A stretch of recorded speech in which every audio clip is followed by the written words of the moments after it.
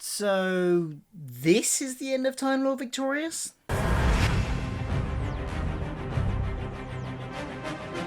Oh yeah, we've still got that to go, haven't we? Welcome back to the series that breaks down the important continuity points of the Doctor Who multi-platform event Time Lord Victorious. It's been a while since the last release, but Big Finish have finally released their much delayed final part of their contribution to this event. The two-part joint sort of two stories that link into each other with two different Doctors, Echoes of Extinction. Also, I finally got around to playing the print and play game, kind of puzzle game that it was released by Escape Hunt that you can play at home with your friends. You just print it off and it's a puzzle game, but it kind of ties into the narrative a little bit as well. So I finally played that. Give me that. The other way up. Or sideways. Back to front, kind of, maybe. So where were we? Ooh, let's go to the air ducts. Air ducts, okay. There's not a massive amount in there in terms of storyline, but what there is, I will discuss here in this episode as well. So without further ado, welcome to the Time Lord Victorious Canon Update.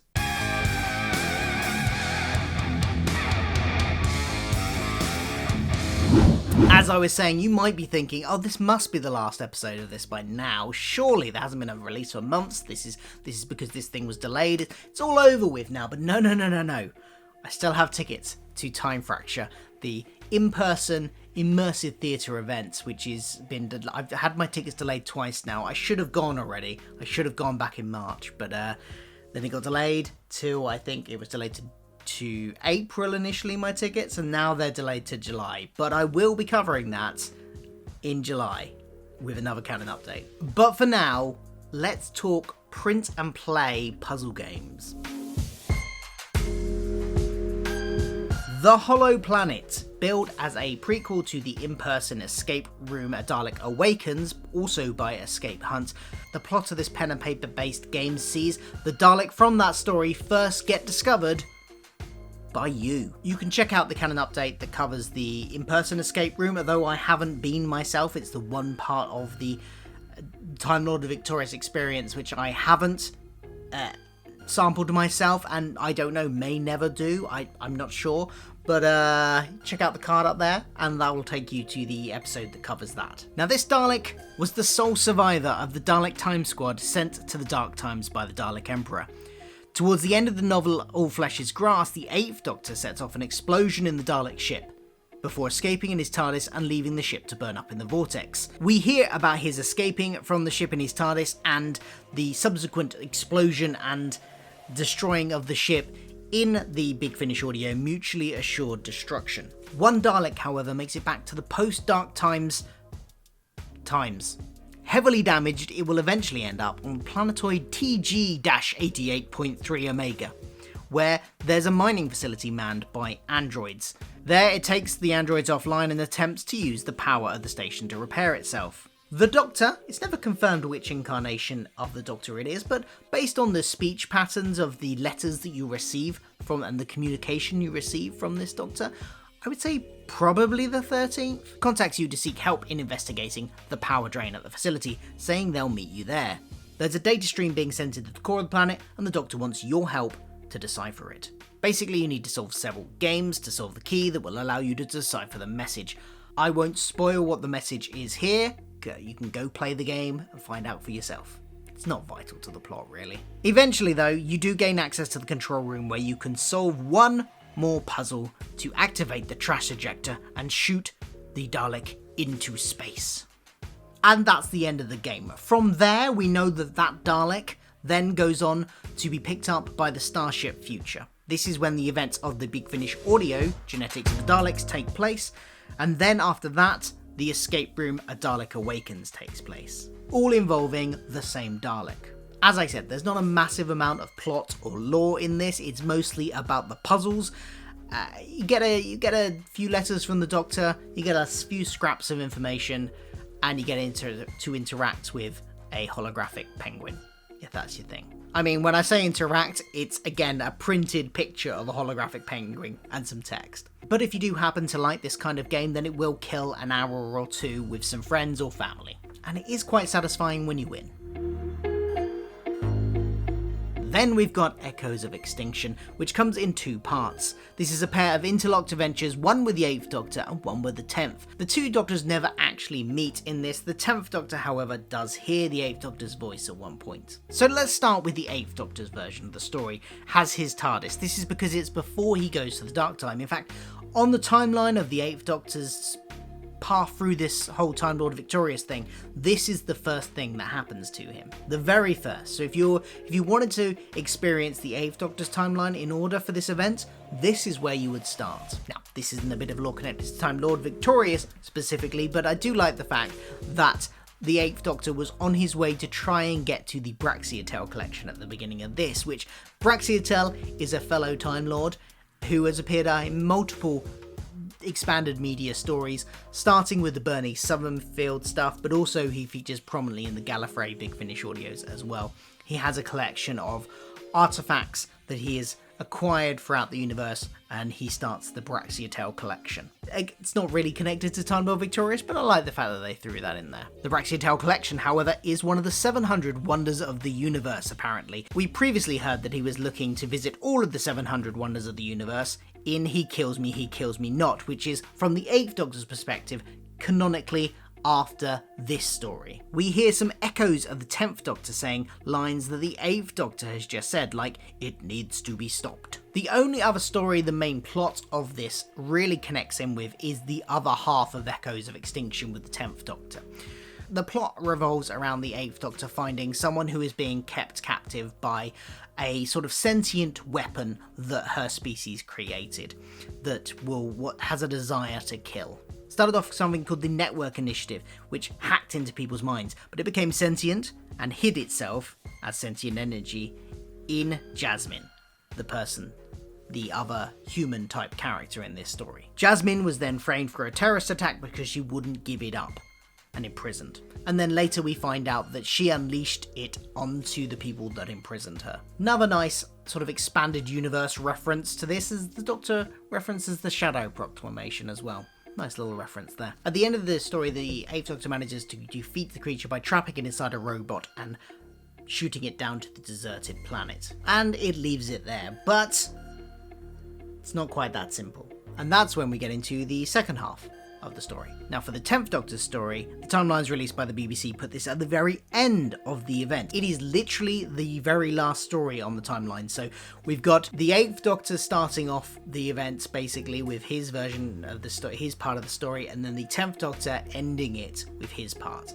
2 bookends from the Doctor's life here in terms of the Time Lord Victorious story. This seems to be after the Doctor has left the Dark Times and travelled back to the post-Dark Times, the regular times, the light times. What do you call after the Dark Times? As the Doctor often does, he just sort of arrives on a ship, susses out there's something going on, and offers to help, which in this case is going down to accompany the crew to investigate a massacre on the planet Oriv. The Doctor at this point experiences somewhat of a memory confusion. He's not sure if he remembers the planet being dead for millennia or a few weeks. There's sort of conflicting information in his memory about this planet. They discover that the people on this planet were massacred by a psionic waveform, because these are the people that were killed in the first story, that we hear about being killed in the first story. These are the people that were killed by the entity that was eventually imprisoned in that robot. 10 at this point actually hears echoes in his head of the 8th Doctor saying things, but they're things from the first story, but ones that he doesn't remember saying at all. Again, these are kind of new memories for him that he feels like he's remembering, but that they didn't happen to him. They eventually find the robot. Now, you'd think the Doctor would instantly recognise it, but initially he doesn't until he gets what he calls a temporal feedback, which is a memory of that robot talking to him. Again, it's a clip from the 8th Doctor's part of the story. From this, the 10th Doctor concludes that time is still in flux from this whole event that he has caused going back into the Dark Times. He doesn't have all the memories of his past self, because that past self is at the point in time when he's about to get embroiled into the Time Lord Victorious event.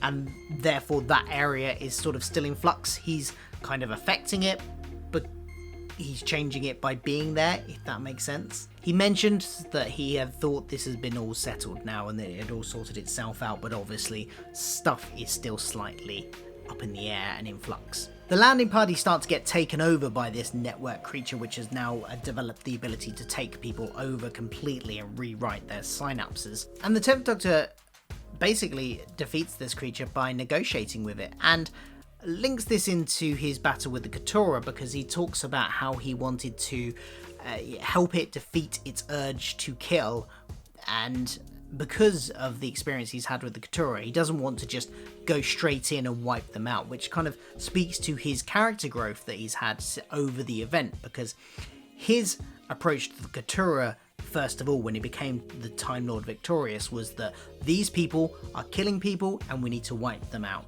because of that. And that caused all the problems of the event. So here we get a thing where he's at the end of the event, you know, he's been through all that, he's learnt his lessons, and this time he's encountered another creature that just wants to kill, and instead of like going, we need to wipe this creature out, he's going, we need to help it conquer its desire to kill. It's the completion of his emotional arc from the Time Lord Victorious event. At the end of the 10th Doctor's story, the 8th Doctor does turn up with a Shadow Proclamation fleet and sends an audio message saying not to go down to the planet. 10 listens on the ship he's on, but doesn't obviously reply because he doesn't want to interfere with his own timeline. Interestingly, 10 still can't remember being there. As the 8th Doctor, doesn't remember turning up with the Shadow Proclamation, he doesn't remember any of this. Some of the phrases he uses to explain this are temporal bleed through. He says that the history of the creature is literally being rewritten as he speaks, as they go through these events. The creature's history is being rewritten, and therefore that's having an effect, and he's getting the flashes of the temporal bleed through from this altered timeline. Bits of lost time are trying to find their way into the universe, is another way he puts it. 10 at the end laments that 8 doesn't know what he's about to go through and that he can't warn him. And then he leaves the trapped creature for the 8th Doctor to find. If you want to experience the drama yourself, I'd recommend it. It's very good. The 10th Doctor version even has Arthur Darvill in it. Not playing Rory, but playing another character. But there you go, that's the things that I think are relevant to the Time Lord Victorious story and lore overall from this drama. As I said, we've still got the time fracture to go in this sprawling multi-platform event that is Time Lord Victorious. I will hopefully be back with the final, I think, canon update to cover what we learn in that links into the event. July sometime. My tickets are for early July, so hopefully I'll be able to get it out around mid-July. In the meantime, if you're looking for a summary of the sort of timeline of the event and what order things come in, Captain Jimmy Pie, who is another YouTuber that has just released a great part 1 of a video series, short series 2-parter about that, so go over to his channel. I'll leave a link in the description below, check that out. And also, if you want to hear my thoughts, some more of my thoughts on the event overall, I'm going to be talking to Mr. TARDIS on his channel on his live stream this coming Wednesday, so that's the 28th of April, that you can tune in and see that. And I'm sure it'll be up on his channel afterwards if it's already gone past that date. I'll leave the link to Mr. TARDIS's channel below as well, and you can check that out. Come along, see what my thoughts are. I'm not sure what he's going to ask me about it yet, but my thoughts on Time Lord Victorious overall. Thank you for watching, especially if you've been watching all of these canon updates. Like I say, there will be one more. I hope to see you then, but do stick around on the channel for all the other content that I've got. Lots of Doctor Who stuff, obviously, but also I've launched a new podcast reviewing Red Dwarf every week. Me and Adam Martin are working our way through every single episode of Red Dwarf. That's a lot of fun. I'm having a great time doing that. I cover Star Trek. I've been doing MCU stuff recently, reviewing WandaVision and Falcon and the Winter Soldier. I'll be reviewing Loki as well. So lots of great geeky pop culture stuff on this channel. So do hit that subscribe button if you haven't already. Hit the like button, and hopefully see you soon. Goodbye.